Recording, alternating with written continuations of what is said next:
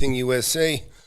So today we're going to visit Michael Bordenaro's webpage, or his YouTube. On this particular video is hundreds of thousands of real estate agents quitting the business. So I watched a tiny bit of Michael before. Seems like a nice enough guy. He doesn't seem to espouse that he has experiences that he doesn't have. He doesn't, you know what I mean? He's not a little bit more of an article reader. Not that there's anything wrong with that. But looks from what I watched on this video, he was a real estate agent. Every time I see him, he's walking around in Florida, so he kind of found his groove doing something. That's cool. But I thought we'd watch this because I did watch it. I didn't watch all of it. I watched most of it, but I watched enough to know that I really disagree with his take on things. And this isn't all that unusual for me to disagree with anybody, but for this particularly, because he's looking at it from an agent's perspective. I don't get that he's invested much. I may be wrong. But I like the guy, and this isn't a bash, but it's definitely where I disagree, and I'm going to explain where I disagree and why I disagree. And if you just got here, I've been investing in real estate for 43 years. Bought my first property when I was 19, and that was 43 years ago. And there's not a better life than investing and making money as a landlord. It's just the easiest business. You're making money when you sleep. You're making money. You're making money all the time. It's like interest never sleeps. If you carry notes, that's a great thing. But also rent never sleeps. I used to be somebody that didn't. Hey, Liam, good to see you in here. But it's wonderful to look forward to the end of the month, because I remember when I didn't look forward to the end of the month because it represented payments. Now it represents receiving rents. So it's a much different deal. So hey, please hit that subscribe button, hit that like button, and it helps the channel, and I would appreciate that. And so we'll get this started. Liam, do you watch Michael Bordenaro? He seems like a pretty cool cat. He just, like I say, he's not a fake guru that I can tell. I don't know. I'm afraid to ever say anybody's not, because so many people end up turning into him anyways. But I'll get this started, and feel free to write in the chat here. Okay, you have good. Yeah, you can talk about your thoughts on him. I don't think I'll speed it up. Maybe I'll speed it up a little bit. That's something I like to do. I'm gonna bump him up to 1 1/4. It seems too fast. Oh, he's a doom and gloom guy. Oh, okay. Well, that explains it. Well, I totally disagree with what he's doing on here, on this particular subject, anyways. But let's give a listen. I'll tell you who's really seeing better right now are real estate agents that are starting to see that they have no future. That's right, guys. There are a lot of real estate agents that are going to be quitting the business right now because of all these changes. And in case you haven't been paying attention, this past weekend was the big day. August 17th has come and gone, and now everybody has to sign agreements with real estate agents, whether or not you're looking at a house to buy, whether you're a seller, whoever you are. If you're working with an agent, you're signing an agreement now. And yeah, so there was a class action lawsuit brought against the NAR, and it's probably no reason more than just some lawyer getting fat on a class action lawsuit, because that's really all the reason a class action lawsuit needs to be brought is because some lawyer wants to collect the fees on it, and of course then split it with 1,000 other people. Hey Kevin, good morning. Oh, and you're in Lakeland, Florida. That's interesting. I figured he's in Florida. But so he just made the comment, and he said, and I'll qualify it. He said, because of all these changes, but he was kind of seemed to lead to this as being like the final straw. And I don't believe that's it. I think agents agents come and go all the time anyways.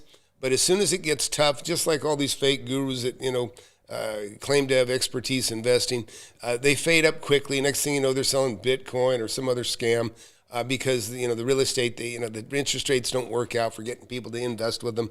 And so, but listen, I bought 4 houses in the last 6 months, and I actually negotiated one for a friend yesterday or day before for a house in Metamont. I think not Metamont, but something like that in Idaho.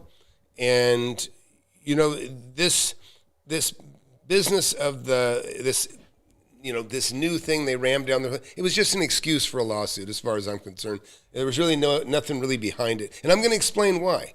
And I've been doing this a long time, and I'm going to explain why. But I've also bought three houses technically, but I bought two since this was in effect. Well, I one last week, negotiated one yesterday. I don't want to, and I bought one just before that, but this really wasn't in effect yet. But no big deal either way, and I'll explain why. Let's keep watching. I think this is a good thing, and overall for the real estate business, I think it's going to be good for clients in the long run too. And one of the main reasons I think it's actually going to be good for clients is because it's going to push a lot of the non-professional agents out of this business. At least that's what I think is going to happen. Yeah, I don't think so. I think it's just another layer of bureaucracy. Just like, you can't get shit done in government or anything else. A lot of corporations, they end up becoming like a government. They just get so thick with bullshit. Like, a sales agreement now is 16 pages. It used to be 8 pages or 4 pages. I first got into real estate a long time ago. My own personal ones are 1 page. But it's all this cover your ass stuff. Because they're not going to want to deal with this. They're not going to want to look at, well, Keith, how do I do this agreement? How do I get more clients to be on board with this now? Like, they're just going to give up because the business was already slowing down tremendously with the lower amount of sales. And now they actually have to convince other people that they're worse. Now, I agree with him on that. The things have slowed. And, but I know people that are doing very, very well. And I've always, done well in real estate, good times or bad times. Like I say, I'm buying now. People always say, don't get in now. The market's too slow or it's too weak. And then when it's really going well, they say, don't get in now. Things are too high. They're either too high or they're too weak. And so it's just constant excuses of why not to do anything. And, I teach my students in my class, listen, there's always opportunity. There is no bad real estate. There's just bad deals. And let's keep watching. Those people are going to be gone in a hurry. And what this is probably going to do is probably going to push a lot of the part-time real estate agents out of the business, which is something that probably every pro real estate agent or full-time agent wishes happened a long time ago, because those guys just kind of get in the way. They don't know anything. They don't keep up with best practices. They just poach clients from, real hardworking agents, because once in a while they have a family member or an in-law or somebody like that buys, and they kind of just steal that client from. So you can feel it already. He's got a little. He said they're poaching, and that's not my experience with agents. I mean, they're all fighting for listings, of course. That's where the money is. If you're going to be an agent, just be a listing agent. And we'll get into this more. But listen, a buyer's agent, they're the ones that really earn their money because they're bringing the money. Never forget that. It's the buyer's agent that is the most important. You can give your listing to anybody. Put it in the MLS, and somebody will find it. Other agents. And, these agreements will help prevent that from happening, first of all, so those people won't have any more low-hanging fruit to go after anymore. Yeah, so he's obviously, and I know because I watched the head a little bit, but he's got a little negative vibe or a little harboring a little resentment toward losing a deal. And maybe to somebody else that poached his, buyers, as he put it.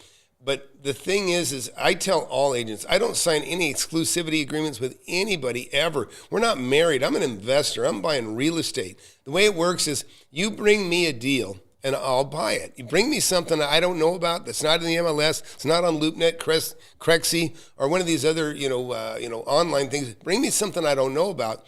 I'll jump on it. I'll close it quickly. You'll get your commission. That's how it works. And then after that, if I feel like I owe you anything in particular, maybe I'll give you the listing when I sell that property. If I'm flipping it, which I got one, I'll show you a perfect example. I bought one here less than a week ago. I just signed. I'm trying to close it this week. And this will be a neat one for you guys for me to demonstrate to you what's possible. Fourth house I bought in the last 6 months. I bought it for $325, or I'm going to buy it for $325. And I'm in escrow for $325. According to Zillow, it's worth between $476 and $500. I expect I'll sell it for $440 and make $100,000. And I am going to flip this one immediately. I'm not going to hold it. It's a little bit outside the area that it's like 15 minutes away. I'm spoiled. Everything I have is like 10 minutes away or less. We'll keep watching. Because if people are going to sign agreements with real estate agents, you better believe they're going to be signing with people they trust. They're going to be signing with professionals, people that they feel are going to be able to get the job done. Not somebody that works at the clothing store down the street during the week and sells real estate here and there, Yeah, no, so listen, that's always going to happen. Listen, my daughter is not a very aggressive agent, but I always give her a piece of the action because I'm trying to motivate her. There's people that it's kind of, if you don't have my book, by the way, you should get my book. It's here off to my shoulder. Wake Up and Smell the Real Estate. It's been a bestseller on Amazon and Kindle, but I talk about in there, how the 80-20 rule. You know, 20% of the agents sell 80% of the properties, 80% of the other agents sell 20% of the properties. And those are the kind of the deadheads, the people that work part-time and or just it's like a social thing. You know, some guys are trying to keep the wife busy or vice versa. You know, the one's trying to keep the other one busy. And, you know, being an agent is not a bad way to keep them busy. So let's keep listening here. Actually recognized that as an important point when I started my real estate career, and especially because I was young, guys, so I had that working against me. Like, I was only 21 years old when I became a real estate agent, which is very young. And trying to get people who are twice your age or more to trust you with a big transaction is not easy. Right, and it's not wise either because you don't have experience. But you're not connected. When you're 21, you're not connected. You don't have much of a network, right? Or you have a network of friends that don't have any money like you. So it's always an advantage. You know, there was a gal, Maxie Case, still an agent, I'm sure, in Lancaster, California. Well, her mother was a very successful agent. But so when she started out, she had the benefit. I'm not taking anything from Maxie. Maxie was a hard worker. I let her sell my house too. But she busted her ass very young. In fact, I went in. I had my license for about 6-8 months. I never did the required proper education after that because I was an investor. But this agent and I, we were both in the same. We were in the class when we became realtors, and I was only a realtor for a very short time. And I did it after I was already a well-established investor. And I think she was in the paper. I don't know, 15 years ago. She had already sold like I don't know. $50 million in real estate, you know, that's a pretty healthy amount of commissions, you know, at 3 to 6% per pop. But anyway, we're going to get back into this. Let's and one of the best ways I was able to do that and kind of fight against my age is not only because I'm kind of mature for my age, but also because I took it so seriously that I made it my full-time gig. I didn't do anything else. I didn't have a part-time job on the side to try and make extra money. No, nothing like that. I just grinded with real estate 24/7. And so, you know, just so anybody watching, if you're a young person, what he's talking about is really important. He was able to do it. Now, why he was able to do that, I don't know. Maybe he still lived at home when he was 21. Maybe he had a girlfriend that was supporting him. A lot of people have a husband or wife that take care of him, you know, take care of the bills and while they go on, you know, just like some people, you know, work and the other one goes to school. So maybe he had a good partner in that regard, or maybe he just had parents or he had a situation where he made it happen. So listen, if you're young and you're watching, take advantage of it while you're living at home and your overhead's low, don't have a wife or kid and that sort of thing. Man, get a license. It's a really smart thing to do just because it immerses you in the culture that you want to be in where you'll make a lot of money. Eventually, you don't want to be an agent, you want to be an investor. But let's keep watching. To get my clients and to get people to trust me. That's it. But a lot of people don't have the grit to do that day in and day out and work 7 days a week for 2 years in a row if you need to in order to make ends meet. And so some don't really know what to do either, to be honest. It's good to have a mentor as an agent too. You know, because you just, a lot of times you're putting all this energy and doing the wrong thing, you know, sitting around waiting for the phone to ring. And it's so much different than when I was an agent, you know, or like we're talking about the 80s, right? Because now you put, you know, you don't need to make flyers. You don't need to get you don't need to get, you know, pictures to put in the MLS book, right? You know, that was how it was. It was a catalog printed every 2 weeks. And so it's much easier now in the digital age. You can, you know, list everything from your phone, but everything in there. It's very, very easy to list a property. So it's always been hard, actually. You spent more money as an agent then to market or promote. You know, you could have open houses and stuff. Not too much different that way. But really the money is with the buyer's agent. And this is where we kind of end up disagreeing. Let's keep watching. What they do is they end up having to do other jobs on the side. And I know today things are a little bit different because we didn't have this massive inflation back then and the cost of living wasn't sky high. So today circumstances are a little bit different, and I realize that some people need to take on that extra side job just to be able to get by today, but that wasn't the case back then. And also, this is going to make agents quit who are used to, you know, the large paydays, right? Like the agents that need to get those large paydays to continue to survive are also going to be quitting because now, especially that the seller no longer needs to offer a commission to the buyer's agent. Okay, now this is where I don't know where he's coming from at all. So look, as a seller, any agent that knows what they're doing, and most of them do, are going to tell you, I don't say most of them don't, but they all know this. As the seller of a property, I am going to specifically, in fact, let me, where is that thing, son? Let me put that up. iPad? Let me go here. I'm going to show you guys something here, just real quick. When you fill out a listing agreement, just so you know, you set what you're going to pay. You can make it just the seller already, or you can make it the buyer. But typically what you're going to do, and this is what I do, okay? This is what I do. The easy money is for the seller's agent, right? That's the listing agent. That's the seller's agent, right? This is the easy money. So I give 1.5, right? 1.5%. That's it. That's what I give the seller's agent. Because all he really needs to do is spend $260 having a set of pictures taken. The photographer goes out there, takes pictures, glosses it up, makes it look nice, gets them in the MLS, done. Now just wait for the phone to ring. Maybe go put your lockbox on the door. The big money, the most important person in the game right here is the buyer. Oh, what happened, son? Oh well. That's it. The buyer's agent. So the buyer's agent you never want to short him. You want to always give him at least 3%, because otherwise, guess what? He's going to find somebody else that does so. And listen, I want to change this up just a little bit. So I'm going to show you a property to give you an example. So look, there's a property where these are all properties that I've bought. And mostly these are all ones I bought. So this is in California. So look, this is 70 acres, okay? Now I bought this property for $140,000. I sold it for $520,000 almost immediately after selling it.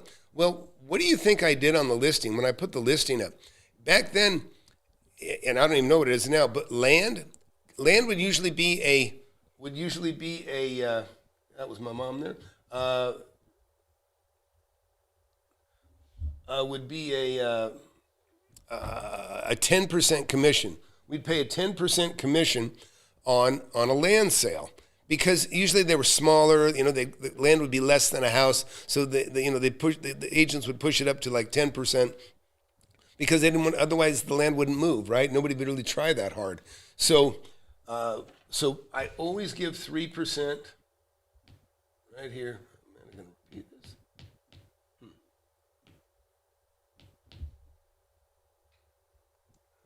I'm having a breakdown here with my iPad.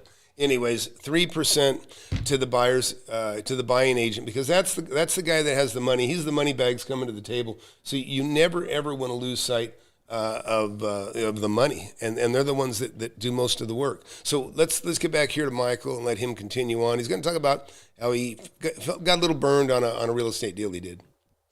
It leaves the buyer's agents scrambling to make a deal with their clients that is fair for everybody and the buyer's willing to pay for, first of all. But also, even on the selling side, those commissions are going to be lower. And most likely, people on the listing agent side aren't going to be getting double commission deals anymore for the most part. So it's reasonable to say that most real estate agents are going to take a pay cut because of this new change. Now, according to one real estate agent they talked to for this story that has 26 listings right now, which is a lot. And if you're not a real estate agent, anybody who has 26 listings is crushing it. But he said that all 26 of his sellers are still going to be offering a buyer's agent commission as of right now, even though it might be lower than before, but they're still offering one. So So Russian just wrote here 2 to 2.5%. Man, he said, you're out of your mind. 3% to the buyer's agent. Get the fuck out. No. See what he said? That's the smart agent he's got. You don't try to shortchange the guy that has the money, the guy that's bringing the money to the table. Listen, always give the buyer's agent 3%. In fact, even give them more. And where I was going with this, when I was showing you, when I was jumping over to Google Earth, that 70 acres that I had, I put a 12% commission on it. I put a 12% so that the seller's agent would get 6%. Because, hey, look, I made $380,000 on that deal. I just wanted to get rid of that property, and especially because things were starting to go down, and they did go down. Later on, I ended up taking that property back. But listen, don't be a cheapskate. Always give 3%. Otherwise, you're going to just hurt yourself. Because you got to remember, if you've ever bought at an auction, just so you know, give them 4%. Oh, I see what you're saying, Russian. Okay, so we're on the same page. You're not trying to go on the cheap. Yeah, yeah. So we're both landlords, of course. But yeah, I never go the cheap one. I give 4% to rental agreements or to leasing agents too. But we're talking about buying and selling right now. But the point is, if you're looking to buy a home, you want to be dealing with just a solid number, like 300,000. You don't want to have to think about, oh, I got to do the math, add another, $9,000, on this 300,000 or 12 grand on this 400,000. That's like if you go to an auction, and a lot of people are surprised, they'll go to an auction, they have what's called a buyer's premium.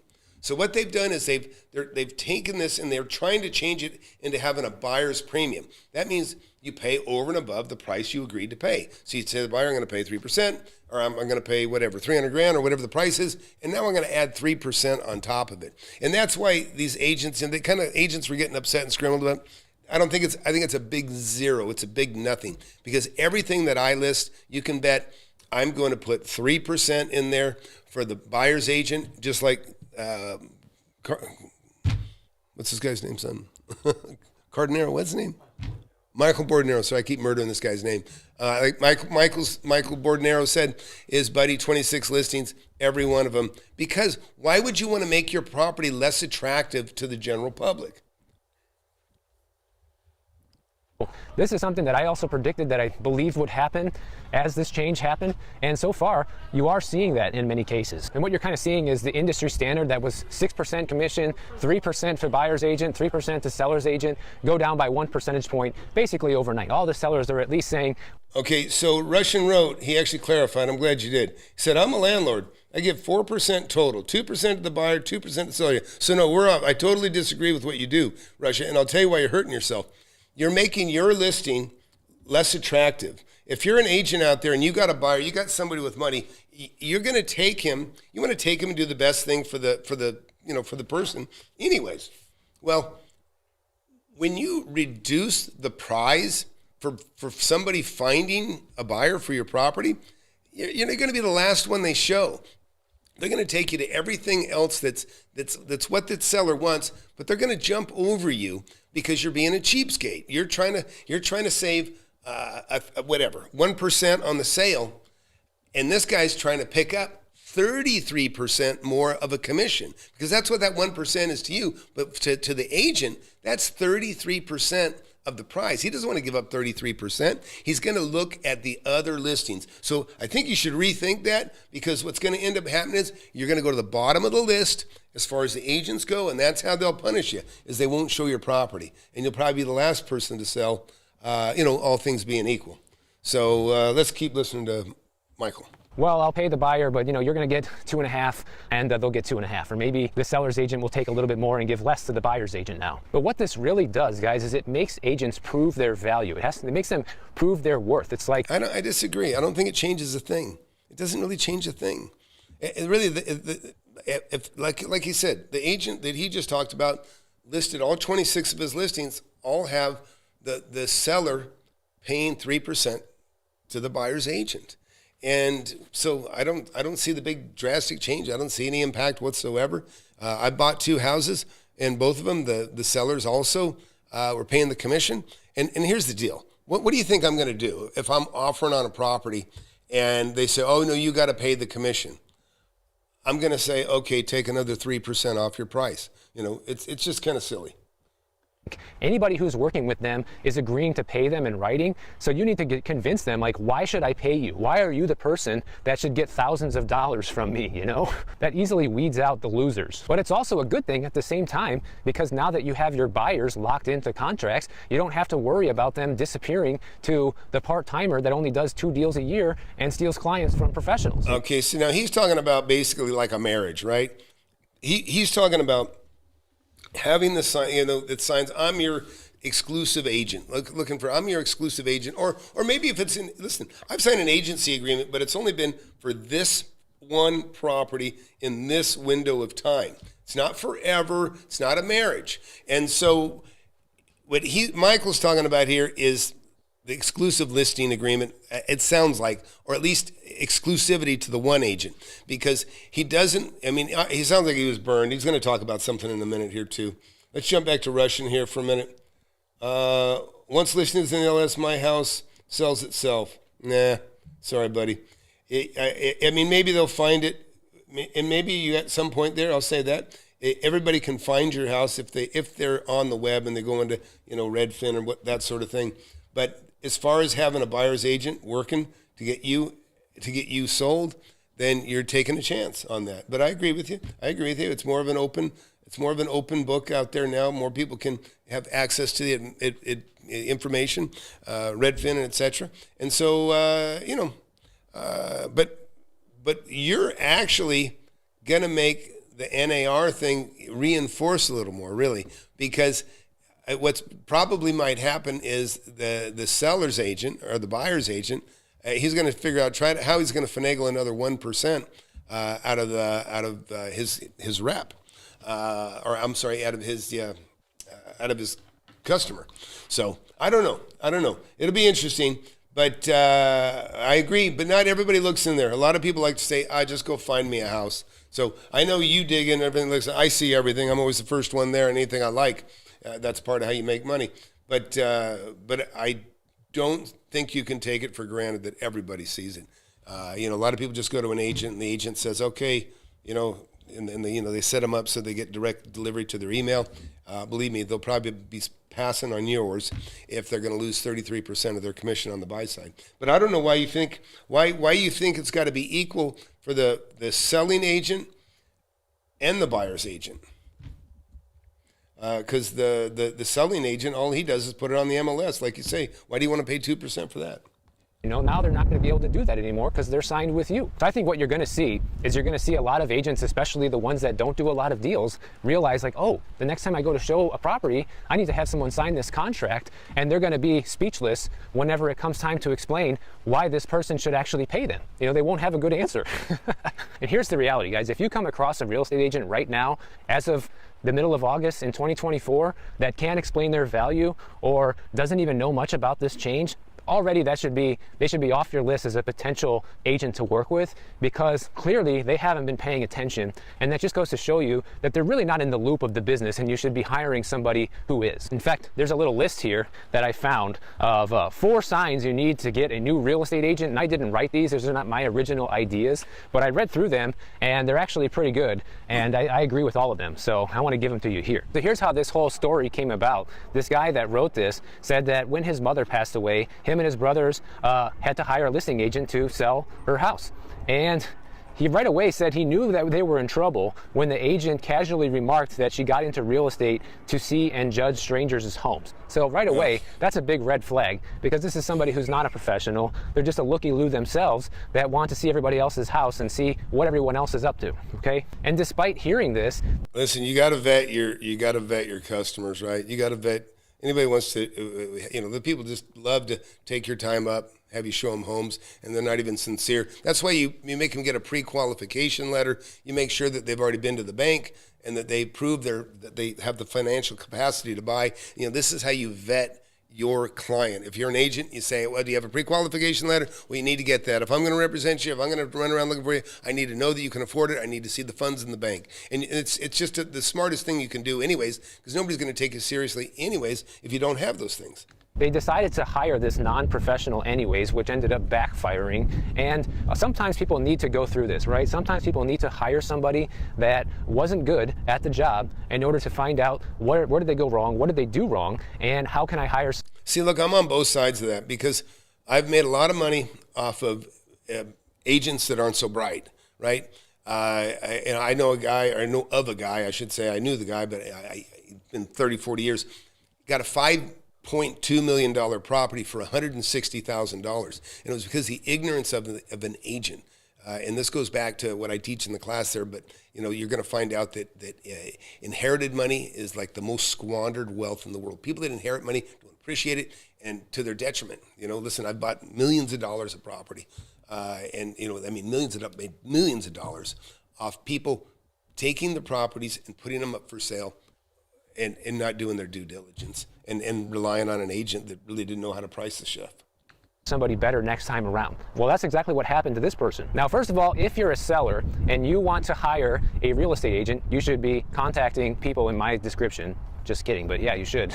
Whether you're a buyer or a seller, don't forget I have this. It's a free service, guys. You need an agent, I can. Yeah, listen, if you need an agent to sell your property, just take a stroll around and then on the internet and take a stroll around your neighborhood and look for the signs. The agent that has the most presence in your area is probably your best pick. And another reason you want to do that is if an agent's already showing property in your area, he knows that this one just sold, or these people didn't quite qualify, but they have the money, but they're 50,000 short. And then you get an agent like that that's already got 6-7 listings in a little subdivision. That's going to be your best bet because they already have people coming to them for these other houses that they had listed, a month or a couple weeks or whatever before yours got on the market. So they already have alternatives. They already have a list of people they can contact and say, hey, I got another listing. You follow me? So very important to keep that in mind. Let's keep listening to Michael's. Hook you up with one. Just the link is down below. It's always there for your convenience. But anyways, if you're looking to hire an agent as a seller, what you need to do is kind of assess how they want to handle the listing. They need to be doing market research. They need to be pointing out some maintenance issues around the house that need to be taken care of before you list the place. They need to be pointing out different things that are going to help get the house sold. We're not even talking about price here. We're not even talking about commission, okay? Somebody who knows how to sell a house is going to be looking at all the things that are wrong with this house that's going to make it harder to sell and point those things out. Yeah, so he's really talking to the person that maybe buys a house every 20 years. You know what I mean? If you're an investor like I am, or anybody that's kind of seasoned, you already know. You already know what to do. You know what you got to do to make a house look good. You know that you're going to have an inspector in there, and they call them hitmen. They're kind of a hit job. They try to come in and try to tear everything apart, make mountains out of molehill. It's not up to code. Well, guess what? Nothing's up to code that was built more than a year ago, because the code changes damn near every year. But yeah, so anyways, good job, Michael. Like I say, the only thing I disagree with is the impact of this. I think it's like nothing. And you kind of clarified that when you talked about the agent that's got the 26 listings, and nothing's changed. He's listening just like we traditionally do. 3% to the selling agent. Russian something or other, Russian style. I'm glad you pitched in. I appreciate it. I totally disagree with you too. You never want to give only 2% to the buyer. The buyer's agent, they're the ones that got the money. And listen, just give 1.5% to the selling agent. It's easy money. All they're doing is putting it on the MLS. It's just peanuts. I mean, it's just, it's, when you think about it, I'll just give you a quick example. I'm going to make $100,000 probably on the house that I am buying this week, right? Now, it's going to sell for, I expect, about $420,000, just for small numbers. We'll just say $400,000. Well, so $400,000, and I'm going to give 4.5, just round it off to 5%. So I'm going to give up $20,000. I'm giving up 20% of my profit, okay? I'm going from 100 to 80 because I'm going to give 5% commission roughly. It's going to be 4.5, but give or take, it'll end up being closer to 5 for this agent, okay, or for the agents involved, right? Well, the most important one to me, again, is that seller's agent, because I don't want him to come into my neighborhood and go, here, let me show you a couple things, and they're going to show mine last because I'm holding back 1%. And so 1% is peanuts, right? Hey, okay, and here we go. We got Russ here. Actually, I just negotiated a property out there in your area, somewhere near Ashland, Oregon. Russ is in the class. Also, Russ is actually a broker and an agent, and you're a little late here, Russ. So, but I bet you haven't felt much impact from the NAR rules, have you? You can key in if you got something to say about that. Anyways, the point I was making is that any property that I list, I'm still going to put 3% to the buyer's agent and 1.5 to mine. They're never going to have to worry about me sitting and saying, "Oh no, you got to pay your own commission." I mean, that might come out, and if we start, it's all money, so it doesn't really matter. The numbers are the numbers. If the agent wants, or the seller wants a seller's agent, to be paid by the buyer. The buyer's just going to take it off the top anyway. So it's really kind of a, to me, it's just bureaucracy created by this lawsuit. But anyways, thanks for watching, everybody. And if you get a chance, please get the book, Wake Up and Smell the Real Estate. Hit that subscribe button, hit that like button. I've been doing this a long time and really had fantastic success. If you get a chance, go to FlipAnythingUSA.com.